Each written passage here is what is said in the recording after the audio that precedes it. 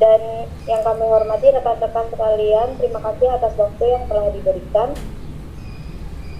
Di sini kami dari kelompok 4 akan mempresentasikan hasil diskusi kelompok kami yang berjudul Sosialisme, Komunisme, dan Fasisme.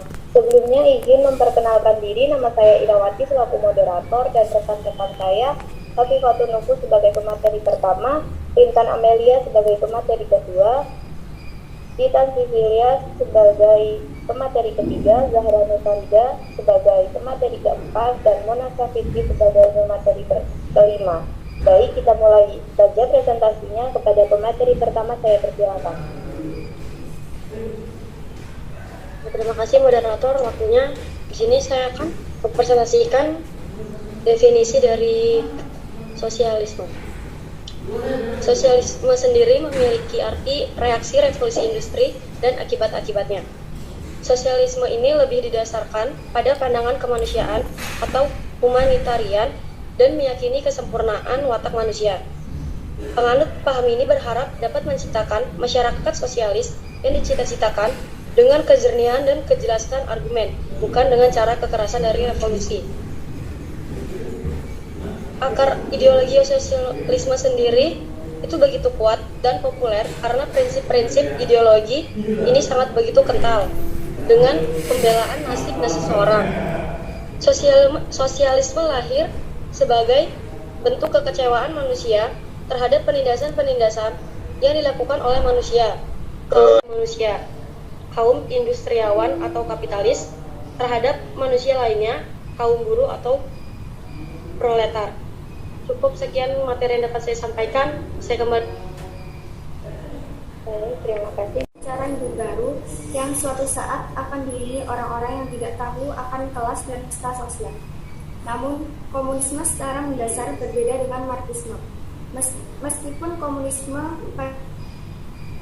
pada awalnya memiliki hubungan dengan Eropa melalui Komintern dan Komunis Internasional, ia segera mengembangkan karakteristiknya sendiri. Sedangkan Marxisme secara fundamental bertentangan dengan banyak elemen sistematik dalam Marxisme, tetapi masih mempertahankan semangat revolusioner yang teguh. Sekian, saya kembalikan ke moderator. Terima kasih Rintan. Selanjutnya saya persilakan kepada pemateri ketiga. Terima kasih kepada moderator. Saya akan menjelaskan dari ketiga, yaitu tentang fasisme. Fasisme adalah sebagai seperangkat gagasan tentang kebaikan bersama. Fasisme sebenarnya lebih merupakan gaya politik daripada ideologi. Hal ini merupakan bentuk nasionalisme romantik yang merayakan kebesaran negara dengan ritual dan simbol yang rumit. Mansur Fakih mengklaim bahwa kata Italia fascio berasal dari kata Latin fasces yang dalam budaya Romawi kuno berarti seikat kayu. Unsur-unsur yang menyatu, namun fascio juga merupakan simbol pengabdian, kesetiaan, pengakuan, dan kepatuhan terhadap kekuasaan negara yang merupakan sumber dari segala sumber hukum dalam segala aspek kehidupan berbangsa. Sekian materi dari saya kembalikan kepada moderator.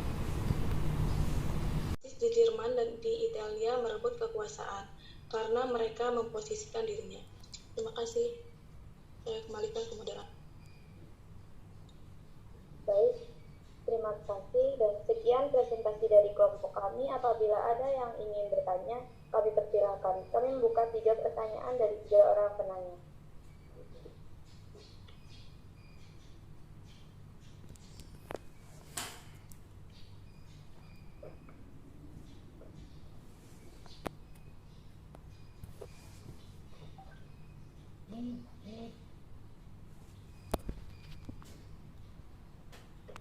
Pada Toi saya persilahkan. Baik, izin memperkenalkan diri. Nama saya Muhammad Thoiyaf Ma'ruf dengan NPM 2213032017. Di sini saya mau bertanya, apa sih tujuan dari sosialisme itu?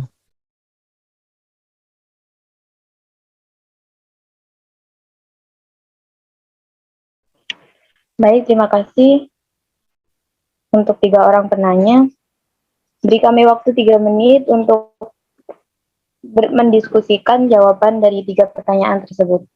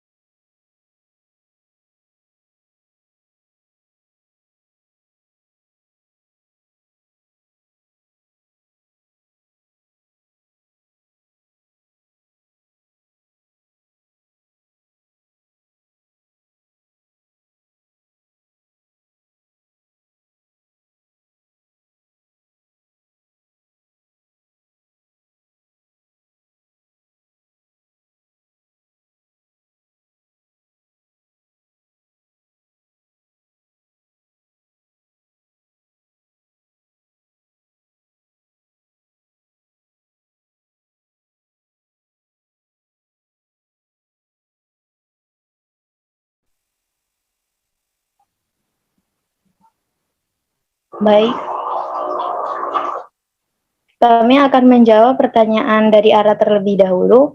Kepada Nufus yang akan menjawab, saya persilahkan.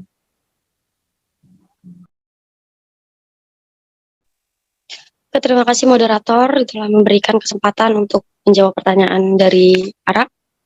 Tadi pertanyaannya itu, apa perbedaan mendasar yang dapat dilihat dari komunisme dan fasisme ya? Nah, di sini saya akan menjawab perbedaan mendasar yang dapat dilihat dari komunisme dan fasisme itu munculnya ideologi komunisme dan fasisme di suatu negara mengacu pada latar belakang sosial yang memiliki persamaan dan perbedaan. Jika komunisme muncul dalam masyarakat terbelakang dengan struktur sosial feodalistik, aristokrat, dan komunisme semi-agraris. Dalam masyarakat seperti itu memiliki daya pikat yang kuat terhadap kelas-kelas yang bertindak sehingga komunisme dianggap sebagai ideologi penyelamat dan memberikan harapan untuk masa depan yang lebih baik. Selain itu, penting untuk dipahami bahwa prinsip dasar fasisme pada dasarnya adalah anti-komunisme pada tingkat ideologis. Ini karena fasisme bersifat nasionalis, sedangkan komunisme bersifat internasional dan didedikasikan untuk kejatuhan negara bangsa. Sekian, terima kasih.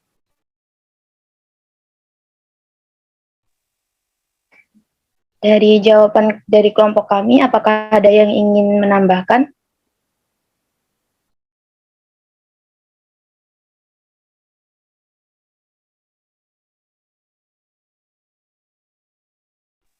Apabila tidak ada yang menambahkan, apa mungkin ada yang ingin menyanggah?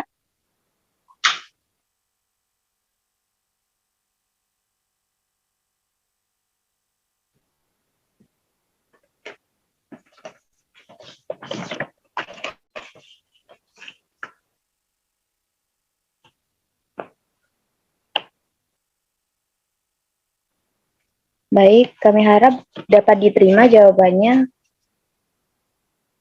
Pertanyaan kedua yang akan dijawab oleh Mona. Saya persilakan kepada Mona. Terima kasih moderator. Baik, di sini saya akan menjawab pertanyaan dari Jelis yang pertanyaannya, apa yang akan terjadi jika suatu negara menggunakan paham sosialisme?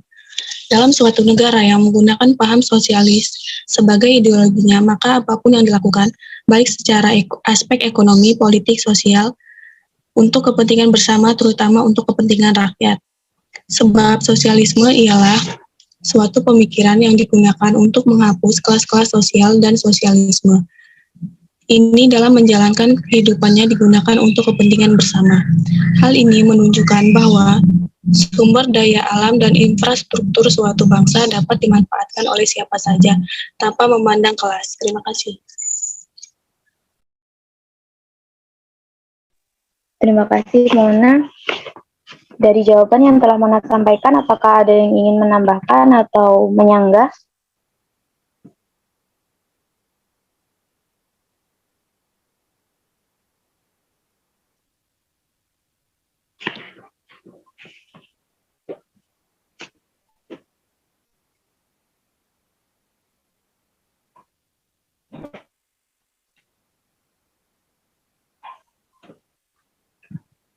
Kami rasa jawaban dapat diterima oleh rekan-rekan dan penanya.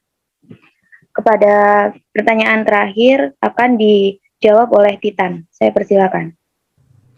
Terima kasih kepada moderator. Saya akan menjawab pertanyaan ketiga, yaitu apa tujuan dari sosialisme?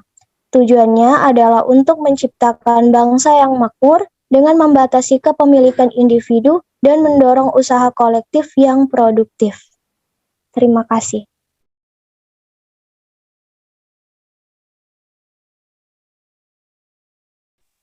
Terima kasih Titan atas jawabannya. Dari jawaban yang telah Titan sampaikan, apakah dari rekan-rekan ada yang ingin menambahkan atau menyanggah? Izin moderator. Baik, saya persilakan kepada Untuk jawaban yang telah disampaikan Titan tadi, bisa nggak sih untuk diberikan contohnya dalam kehidupan yang ada di Indonesia gitu, atau yang pernah diketahui? Terima kasih. Terima kasih Aisyah. Beri kami waktu untuk mendiskusikan jawabannya sebentar. Baik, jawaban akan disampaikan oleh Titan. Kepada Titan saya persilakan. Iya, saya akan menjawab pertanyaan dari Ais tadi. Berikan contoh dari penerapan tujuan sosialisme dalam kehidupan sehari-hari. Salah satu wujud nyata yang terus langgeng hingga kini adalah dengan hadirnya koperasi. Koperasi dibangun atas asas kekeluargaan dan kerjasama kolektif. Semangat kolektivitas koperasi yang bergerak atas dasar kemakmuran rakyat yang bebas dari paksaan dan penindasan. Sosialisme diterapkan dalam beberapa aspek kehidupan bernegara. Akan tetapi dalam prakteknya Indonesia tidak dapat dikatakan penganut sosialisme seutuhnya atau sosialisme murni. Terima kasih. Itu.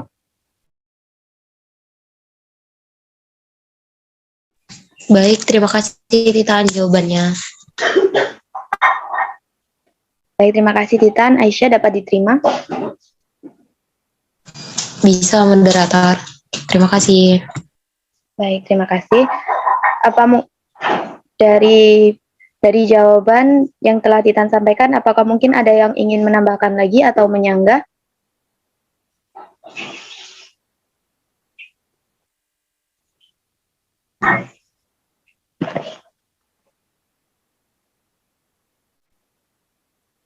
Apabila cukup, izinkan saya menyampaikan kesimpulan dari presentasi kita kali ini. Kesimpulannya yaitu ideologi sosialisme adalah paham yang mengutamakan seluruh aspek kehidupan manusia secara bersama-sama dan menjadikan kebersamaan sebagai tujuan hidup manusia. Sosialisme berpendapat bahwa kepemilikan bersama, sedikit atau tanpa hak milik adalah cara hidup yang ideal. Ideologi komunisme merupakan filsafat politik, ekonomi, dan ideologi sosial yang tujuan utamanya adalah pembentukan aturan sosial ekonomi berdasarkan kepemilikan bersama atas alat produksi, tidak adanya kelas sosial, uang, negara, dan prinsip-prinsip lainnya. Fasisme adalah paham yang berpijak pada prinsip kepemimpinan dengan kekuasaan mutlak atau absolut, di mana pemerintah dan kepatuhan pemimpin berlaku tanpa terkecuali. Baik, sekian presentasi dari kelompok kami. Kurang dan lebihnya kami mohon maaf. Kami akhiri. Wassalamualaikum warahmatullahi wabarakatuh. Waalaikumsalam warahmatullahi wabarakatuh. Warahmatullahi wabarakatuh. Waalaikumsalam warahmatullahi wabarakatuh. Terima kasih, moderator.